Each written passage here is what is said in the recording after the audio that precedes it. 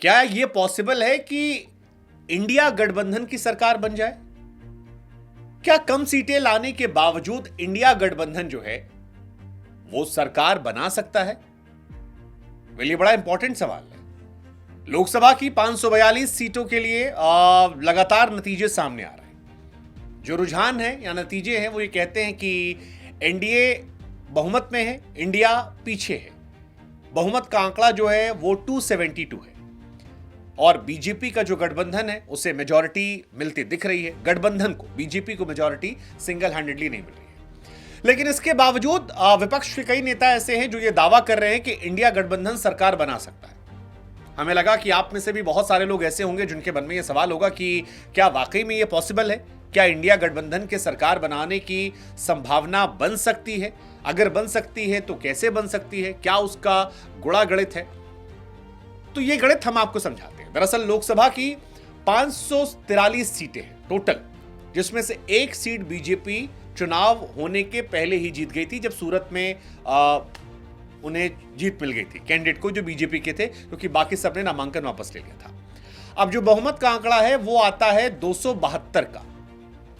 फिलहाल जो नतीजे निकलकर सामने आ रहे हैं या अनुमान है या जो नतीजे कन्वर्ट हो रहे हैं, ये वीडियो जब आप देख रहे होंगे तो वो 290 से 300 के आसपास एनडीए के लिए घूम रहे हैं और इंडिया गठबंधन के लिए 220 से लेकर 225-30 के आसपास चल रहा है। यही मोटा मोटा पिछले 3-4-5 घंटे से कहानी चल रही है। अब सवाल यह है कि अगर इंडिया गठबंधन बहुमत का आंकड़ा नहीं पाता है और मान लीजिए 220 या 222 पाके रह जाता है और 52 सीटें पीछे रह जाता है, तो क्या वो सरकार बना सकता है? प्रथम दृष्टया तो वो सरकार नहीं बना सकता, क्योंकि बीजेपी सिंगल लार्जेस्ट पार्टी है जिसे सबसे पहले मौका मिलेगा सरकार बनाने का। बीजेपी को एक टाइम पीरियड दिया जाएगा जिसमें बीजेपी को यह प्रूव करना होगा कि उनके पास मेजॉरिटी है। अगर वो प्रूव कर ले जाएंगे तो उनकी सरकार कंटिन्यू करेगी। अगर वो प्रूव नहीं कर पाते और फेल हो जाते हैं तब इंडिया गठबंधन को मौका मिलेगा।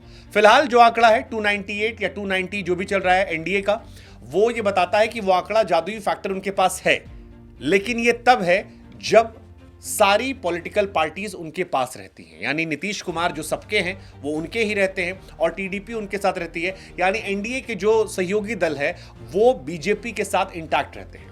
लेकिन अगर बीजेपी पटल पर बहुमत साबित नहीं कर पाती है तो इंडिया गठबंधन सरकार बना सकती है। कैसे बना सकती है ये हम आपको समझाते हैं। 3 पॉलिटिकल पार्टीज का उसे साथ लेना पड़ेगा, जिसमें एक पॉलिटिकल पार्टी है तृणमूल कांग्रेस ममता बनर्जी की, दूसरी पॉलिटिकल पार्टी है जेडीयू नीतीश कुमार की और तीसरी टीडीपी चंद्रबाबू नायडू की। तृणमूल कांग्रेस दरअसल जब कांग्रेस की अगुवाई में इंडिया ब्लॉक बना था तब ममता बनर्जी इसकी बैठक में शामिल हुई थी। इंडिया के संयोजक के लिए कांग्रेस अध्यक्ष मल्लिकार्जुन खड़गे का नाम भी उन्होंने सुझाया था। हालांकि बंगाल में सीट शेयरिंग के मामले में कांग्रेस और तृणमूल के बीच सहमति नहीं बन पाई और बाद में दोनों अलग अलग चुनाव लड़ने का फैसला करते हैं।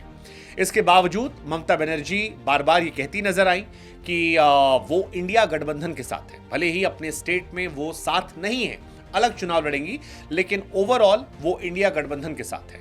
ऐसे में अगर सरकार बनाने की नौबत आती है तो फिर ममता बनर्जी तृणमूल कांग्रेस को अपना समर्थन दे सकती हैं। 30+ सीटें उनके पास है।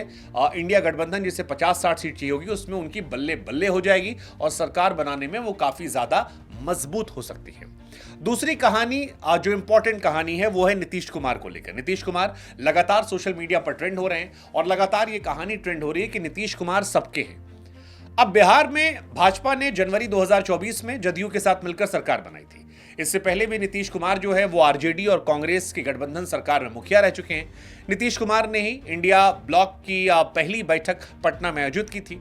नीतीश ने गठबंधन छोड़ा तब भी लालू ने उनकी वापसी की संभावनाओं को बताया था और अगर अब इंडिया ब्लॉक नीतीश कुमार को अच्छी पोजीशन ऑफर करता है, जैसे कि चर्चा चल रही है कि शायद उन्हें उप प्रधानमंत्री बनाया जा सकता है, तो फिर ऐसा हो सकता है कि नीतीश की वापसी हो जाए। नीतीश की वापसी को लेकर लगातार टीवी पर, सोशल मीडिया पर विपक्ष के लोग लिख रहे हैं कि नीतीश सबके हैं, वो समाजवादी नेता हैं और उनको लाने की भरसक कोशिशें जो हैं वो गठबंधन की तरफ से चल रही हैं। ऐसे में अगर नीतीश कुमार एक बार फिर से पलटी मारते हैं और नीतीश कुमार लौट कर आते हैं तो फिर बल्ले बल्ले जो है वो इंडिया गठबंधन की हो जाएगी। तीसरी कहानी जो है वो है टीडीपी की, तेलुगु देशम पार्टी। आंध्र प्रदेश में बीजेपी और तेलुगु देशम पार्टी साथ मिलकर चुनाव लड़ रही है। राज्य विधानसभा की जितनी सीटें 77 सीटें हैं उसमें टीडीपी 130 से ज्यादा सीटें मिलने के आसार हैं। भाजपा 7 सीटों पर आगे है और इलेक्शन में टीडीपी के 16 सांसद जीते करीब है। अब टीडीपी क्योंकि प्रदर्शन बड़ा जबरदस्त है, विधानसभा में टीडीपी अकेले ही सरकार बना रही है, लोकसभा में भी उसकी पोजीशन बड़ी स्ट्रांग है। ऐसे में टीडीपी कोशिश कर सकती है अगर उसे अच्छा ऑफर मिलता है। आंध्र प्रदेश के लिए चंद्रबाबू नायडू स्पेशल स्टेटस मांग सकते हैं और टीडीपी के कांग्रेस के साथ आने की संभावना यह भी हो सकती है कि लोकसभा चुनाव से 9 महीने पहले सितंबर 2023 में चंद्रबाबू नायडू को 9 महीने पहले 14 दिनों के लिए जेल भेजा गया था। तो अगर वो पलटी मार देते तो ये भी हैरान नहीं होंगे। और ये कहा जा रहा है कि शरद पवार ने चंद्रबाबू नायडू को, नीतीश कुमार को फोन लगाया है। ये 3 पॉलिटिकल पार्टीज ऐसी हैं जहां पर खेला हो सकता है। हालांकि खेल बीजेपी भी करना चाहती होगी। वो चाहती होगी कि महाराष्ट्र में उद्धव ठाकरे गुट जो है, जिसने सबसे ज्यादा सीटें हासिल की हैं, उसे अपने पास वापस लाया जाए, साथ बिठाया जाए अगर सरकार को मजबूत करना है तो।